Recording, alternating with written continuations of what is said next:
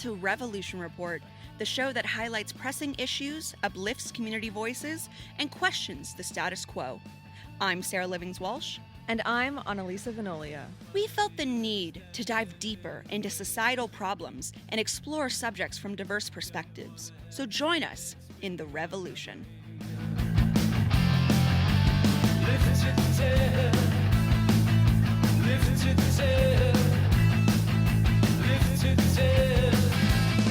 This episode, we'll be discussing ICE, which is the United States Immigration, Customs, and Enforcement, from its history to the present, as well as Trump's unprecedented and frightening immigration orders. We're also going to be sharing some necessary information about what to do if you're detained by ICE or if you're an observer, so make sure you listen the whole way through. It's going to be an intense but important episode. One thing we wanted to note is that we're recording this episode on March 16th, so there may be some developments in the stories that we cover that happen between when we're recording now and when the episode is released on Friday. We've got a lot to cover, so let's dive right in. So tell me, what is ICE?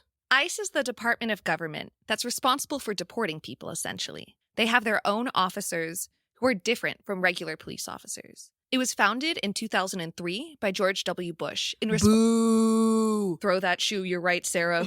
It was founded by George W. Bush in response to 9/11, and it was a product of the Homeland Security Act of 2002. Yeah.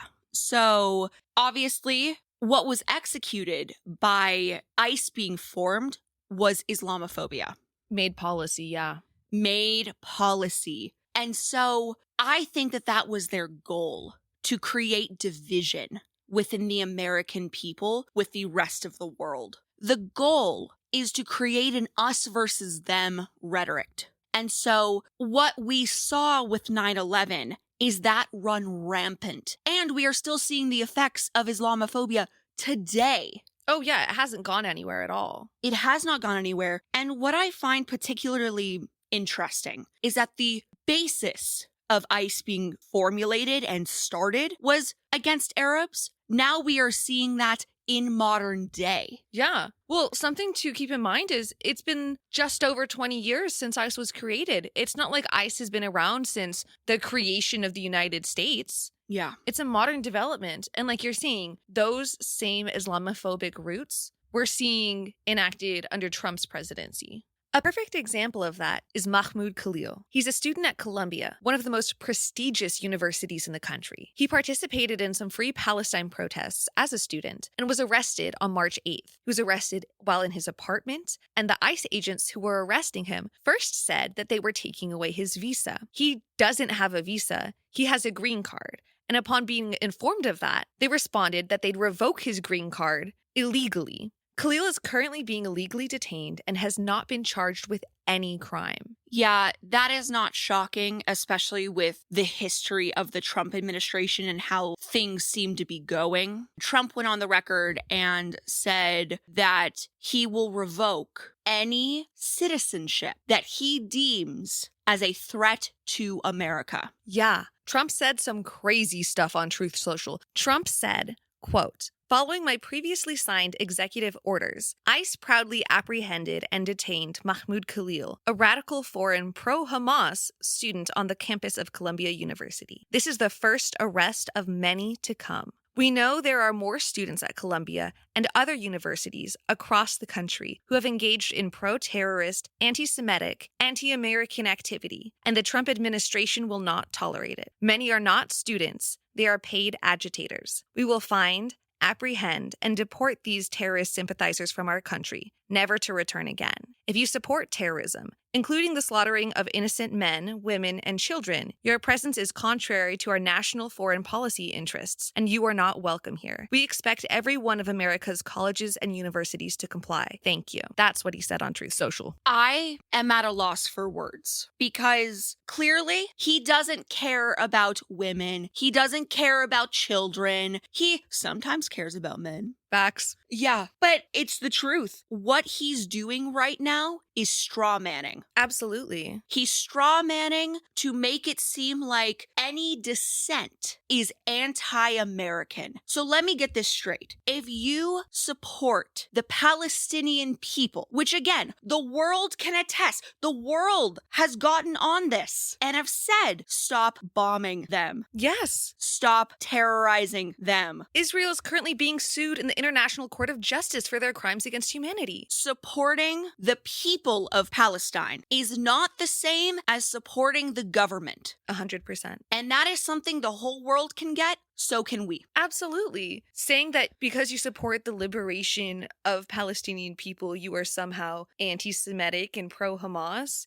is a blatant misunderstanding of the cause, like you're saying. And it's also no reason to imprison someone. And what's very scary about this situation is that this is coming from a very authoritarian point of view. That if you disagree with me, you're going to get exiled. If you disagree with me, you're going to get punished, which is leading a lot of journalists to not cover certain situations, which, I mean, we just saw with Voices of America. They literally asked Trump, you said that you were going to deport the Palestinian people and place a Trump building there. And he said, that's not true. That's not true. Which he's gone on the record many times and he has said that that is what he is exactly going to do. Yeah. And he goes, who are you with? And they said Voices of America. He goes, oh, figures. 3 days later, Voices of America is dismantled. Freedom of speech, freedom of press, the First Amendment clearly means nothing to Donald Trump. Nothing. And as you're pointing out, this is going to lead to countless numbers of political prisoners under this administration who are being imprisoned for things that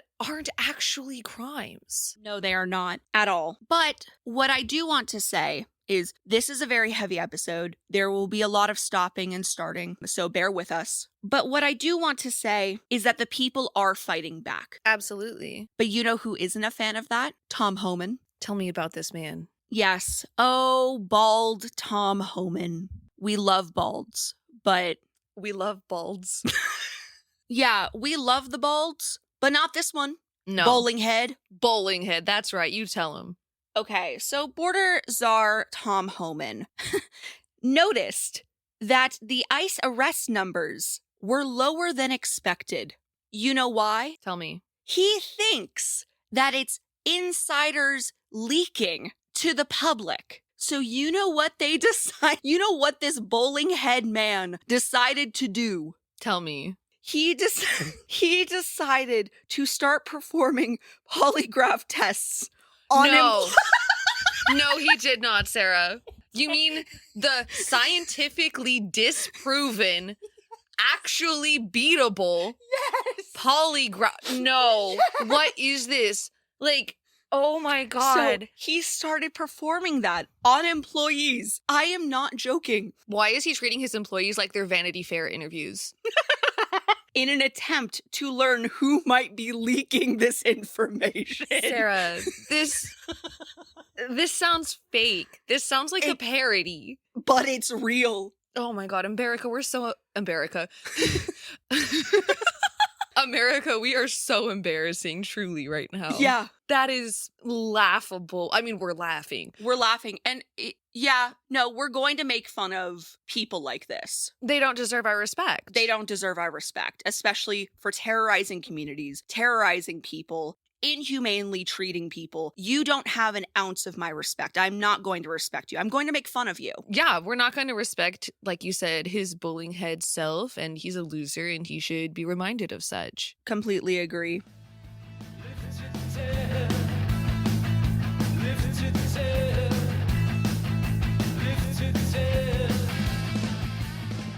But what Tom Homan fails to realize is that communities are rallying around immigrants. Absolutely. You'll see people in the streets with bullhorns letting people know their rights when ICE officers are stationed on a street. It's amazing to see. Especially the town of Boston. Yes.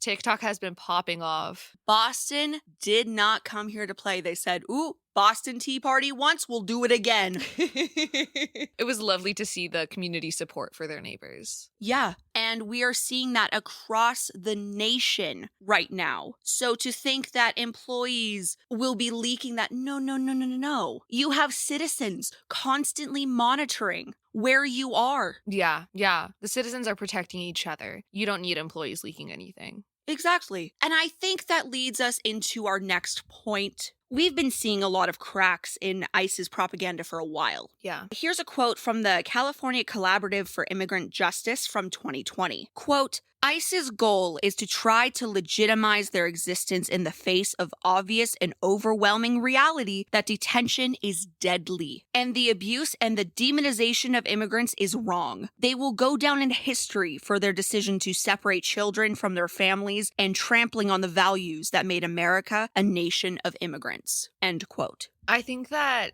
quote is so accurate because there is no moral justification there is nothing humane about separating children from their parents. Yeah. And unfortunately, we have a recent example to illustrate that cruelty. In February, the parents of a 10-year-old girl with brain cancer were deported after being stopped by Texas Border Patrol on their way to take their daughter to the hospital for her care. They were on the way to the hospital. Their daughter needs life-saving treatment, and they were stopped by Border Patrol and deported. And now they have been separated from not only their 10-year-old daughter with cancer, but their 4 other children. They have been deported to Mexico and are struggling to get back into the country. And their 5 children are stuck here in the United States. 4 of those children are U.S. citizens. The 5th, the oldest child, is not a citizen, but all 5 of them are stranded here in the United States without their parents, while one of them, reminder that she is a 10-year-old girl, is going through something that no child should ever have to go through, much less on her own. Yeah, something that I'd like to point out, though, we have seen Trump absolutely abolish the cancer research. Yeah.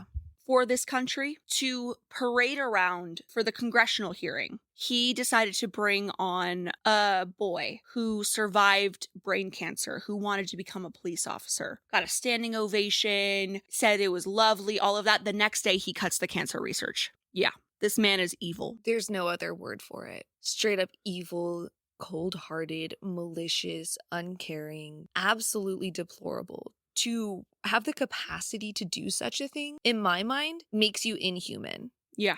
That is despicable. Yeah, and if he doesn't care for that little boy who he brought in for a congressional hearing, what would he care about this 10-year-old girl? That's my point. Yeah. And especially we've seen his level of cruelty towards anyone who looks different than pure white. Oh, yeah. Let's not forget that when he announced his presidential campaign way back in 2014, 2015, he announced it calling Mexicans rapists and murderers. Yeah. For anyone out there that's shocked that he's doing this, he's been him the entire time. He's told us who he was. Yeah. Trump seems to love to throw out the idea that he's America first and, fight for America and fight for the roots of America. I'm like, oh, Jesus Christ. Like, just calm down. Calm down, first of all. Second of all, your version of America first, the nationalism, does not serve the people. Correct. It serves the government. The government has repeatedly, time and time again, completely backstabbed just regular citizens over and over and over again. Absolutely. They don't care about the average person, like you're saying. What does it matter to them as long as they're making money? Or, having a really nice run up for their next seat. Yeah. In office.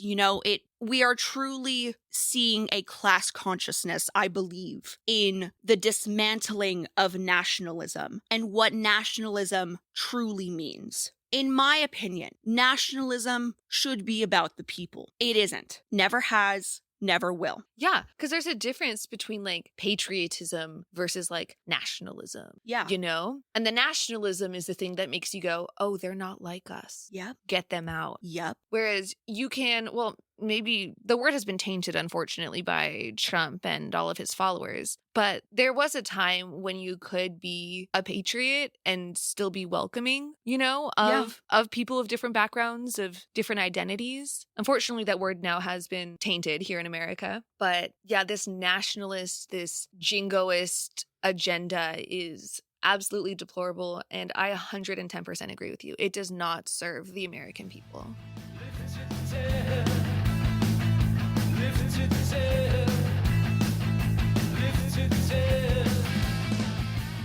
We wanted to discuss exactly what the Trump administration has been doing these past few weeks. So we'll be quoting Immigration Impact. Quote, "In the first weeks, we have already seen wrongful immigration arrests of people with U.S. passports, including a veteran in New Jersey, Native Americans in Navajo Nation, and people from Puerto Rico. We have reports of the sweeping in of immigrations with lawful status who pose absolutely no public threat shipped off to Guantanamo Bay. A Miami middle school teacher with DACA faced arrest and possible deportation. Faith leaders have spoken out about U.S. immigration and customs enforcement agents showing up at their doors of churches. These experiences from the first weeks of Trump's second term underscore the indiscriminate nature of this administration's immigration regime and its attempt at the sweeping enforcement dragnet. The consequence of mass deportation agenda that targets anyone and everyone is a chilling effect. The threat itself of aggressive immigration enforcement imposes fear on immigrant and minority communities. They become scared to leave the house, go to work, or attend school, as everyday activities could end in detention and deportation of themselves or their loved ones. School districts like the one in Texas are forced to send letters to their students and parents warning them that ICE may show up on their morning school bus. When ICE uses intimidation stunts like posing anonymous photos of alleged,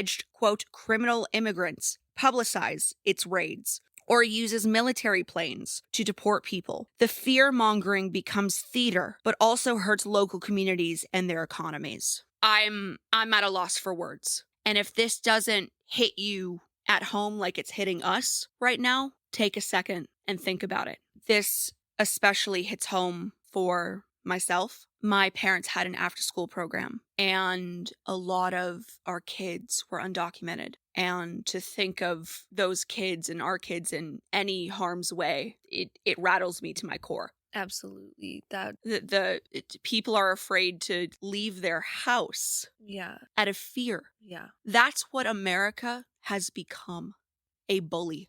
And we just want the people at home to really take this in and hold on to this information, because in these next coming years, you need to remember the stories of these people. You need to remember what they have gone through. You need to never forget what these people are enduring. Yeah, and help where you can. Yeah. Draw on your humanity and make sure you're looking out for your neighbors. Make sure you're looking out for your community members. We're going to go over a bit later, like what you can do, but it is so important now more than ever to have community, to maintain those connections, and to care about each other. Yeah. Jumping back into the quote from Immigration Impact, quote, "Citrus farmers in California were afraid to show up to work, just like farmers in Florida, New York, and Iowa. When ICE threatened enforcement in Chicago, some people hid in their attics." Now I'm going to stop the quote right there. What does that remind you of? The first thing your brain goes to is the Holocaust and the story of Anne Frank. Yeah. And especially as a Jewish person, we are seeing the parallels of Nazi Germany and America, and it's uncanny how similar things are panning out. Yeah. So I'm gonna jump back in right here. In states like Texas, where undocumented people represent approximately 50% of the construction industry's labor force, this chilling effect will have reverberations for local housing costs and economies. This is unsurprising considering that 11 million undocumented people who live in the United States fill critical sectors of labor markets like agriculture, construction, and healthcare, in addition to loving U.S. citizen children and partners and having deep ties to our communities. It doesn't matter whether ICE hits arrest quotas or targets, the damage is already at play. President Trump has set a goal of approximately 1,000 arrests per day for immigration enforcement agencies, a goal his administration was unable to meet this past week. But using immigration enforcement to score political points and adopting a terrorizing PR strategy means people still won't show up for their country and economy, and that hurts all of us. Indiscriminate arrests also wastes billions of taxpayer dollars and actually undermines all of our safety. At the American Immigration Council, they calculated in a recent report that the average cost per at-large immigration arrest, like the ones we're seeing now under Trump, would be $6,653. Their estimates show that just transporting a person from the site of an arrest to the nearest ICE office costs an additional $3,745. To meet these costs, President Trump has redirected law enforcement resources away from critical priorities like combating drug trafficking, terrorism, and child sex crimes to instead focus on arresting and deporting people who pose no threat at all. For example, Trump ordered ICE Homeland Security Investigation, HSI, which typically investigates online child sex abuse material and fights transnational criminal organizations, to make it their, quote, primary mission, instead to investigate immigration law offices. We have seen this redirection of crucial public safety resources before. During Trump's zero-tolerance policy in 2018, which led to family separations at the border, prosecutors had to drop off cases to focus on charging migrants with misdemeanors. As a result, prosecutions for drug trafficking at the border plummeted. Now, as President Trump signals that he sees ICE arrests as too low in the number and frequency, he is working with Congress to seek a $175 to $200 billion additional dollars to fuel this mass deportation agenda. This request is 6 times more than the already historically high funding levels of around $30 billion for ICE and CBP. We can be assured that if Congress approves these unprecedented dollars, indiscriminate arrests of U.S. citizens and people who pose no public safety threat will continue at the expense of safety and security. Thank you for reading all of that. And that is crazy to learn. Yeah. Not only is it a huge waste of taxpayer dollars, as we have seen, but to be taking away money from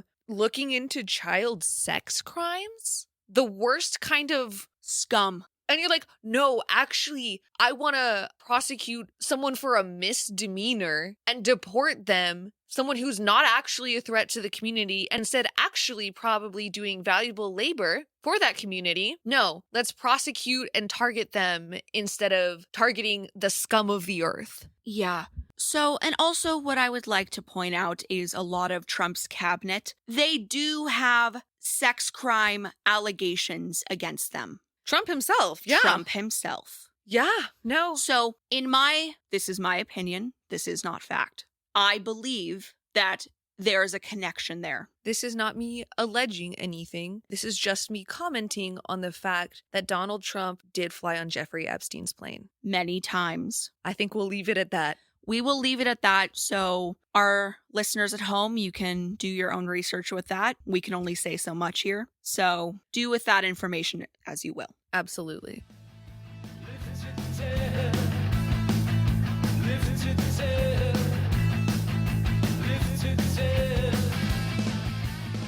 As we went down the list of the horrific things that are happening to migrants and immigrants during this time, we wanted to end this episode with ways that migrants and immigrants and children, women, men can all be protected. It's important to know your rights, and that's what we wanted to go over now. Yes, so this is information from the Immigrant Justice. What they suggest you do is create a safety plan. Identify your emergency contacts and memorize their phone numbers. Provide your child's school or daycare with an emergency contact to pick up your child. Provide authorization in writing for your emergency contact to make medical and legal decisions for your child. And ending it, tell your loved ones that if you are detained by ICE, they can try to use ICE's online detainee locator to find you. All important information to know. And if you yourself personally don't need to use that information, it's still important to learn it just in case you know someone who might. Yes, post this information on social media. Spread it as widely as you can. Absolutely. It is necessary information. Moving on to what your rights actually are.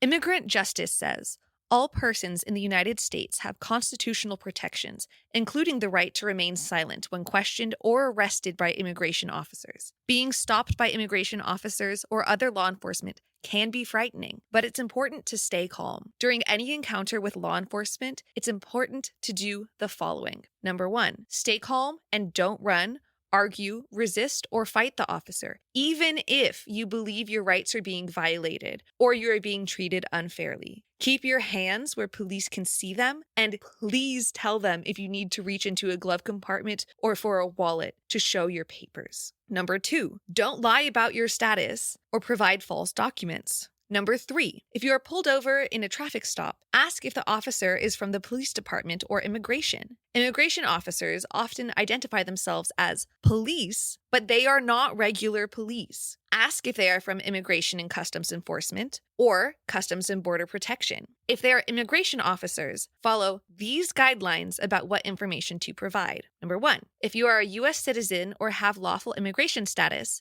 show your passport, legal permanent resident card, work permit, or other documentation of your status. If you are over the age of 18, you should carry your papers with you at all times. Number 2, if you are undocumented, you have the right to remain silent and do not have to discuss your immigration or citizenship status with the police, immigration agents, or other officials. Anything you tell an officer can later be used against you in immigration court. Number 4, going back to our main points. If an officer knocks on your door, do not open the door. Teach your children not to open the door. Officers must have a warrant signed by a judge to enter your home. ICE quote-unquote warrants are not signed by judges. They are ICE forms signed by ICE officers, and they do not grant authority to enter a home without consent of the occupants. Also, make sure that the warrant that is supposedly signed by a judge is correctly dated and that all names are spelled accurately. It is not a valid warrant otherwise, and please know your rights. Back to the info from Immigrant Justice. Number 5, if you are outdoors and think you see immigration officers nearby, move to a safe indoor space. If you are a U.S. citizen and feel safe to do so, record the activity with your phone or write down any relevant information about what you witness. And always be careful to not interfere or otherwise obstruct the operation. And this is important. Do not post unverified information on social media and do not interfere with the investigation or otherwise put yourself in harm's way. Yes, that last point with do not post unverified information on social media. Please check your sources. You don't need to share everything that you see. It just takes a quick Google search to understand what you're posting. Just take 5 seconds before you post something, because this literally could save a life. Yeah. And we don't want to be responsible for spreading misinformation that could harm someone. Yeah. And if you are an observer, document. Film what is happening. Do not put yourself in harm's way. Document what is happening, and if it is safe to do so, make sure you are letting the people know who are being detained what their rights are. Yes, we are going to have all of this linked on our website, so you can see that at www.handballcourtradio.com. We'll also be linking what we've linked to in a previous episode, those red cards that have all of your constitutional rights about immigration and things like that are printable and that you can carry, and you can also print them out and take them to your place of work, to school, to hand out to people, so that way they also know what their rights are. Yes. And we wanted to end this episode with reassuring people that there are protests across the nation in response to Trump's orders on ICE. Absolutely. People are not just rolling over and taking this. There is resistance, and you can find community in that resistance. Yes, we wanted to remind people to stay informed. Information is an incredible resource, and we hope that listening to this episode, you learned some valuable information and keep learning. Yeah. Do not hesitate to share this episode with your friends, family, coworkers, anyone that may need this information. Don't hesitate. Yeah, it's valuable information and should not be gatekept. That's it for our discussion of ICE. We hope this episode was informative. As always, resources will be linked on our website, HambleCourtRadio.com. You can also follow us on Blue Sky at Hamble Court Radio, and you can follow me there at Sarah Livings Walsh. I'm there as Not Like Mona Lisa. Don't forget to rate, review, and follow us on Spotify and Apple Podcasts. And with that, I'm Sarah Livings Walsh. I'm Analisa Vanolia. And this has been Revolution Report.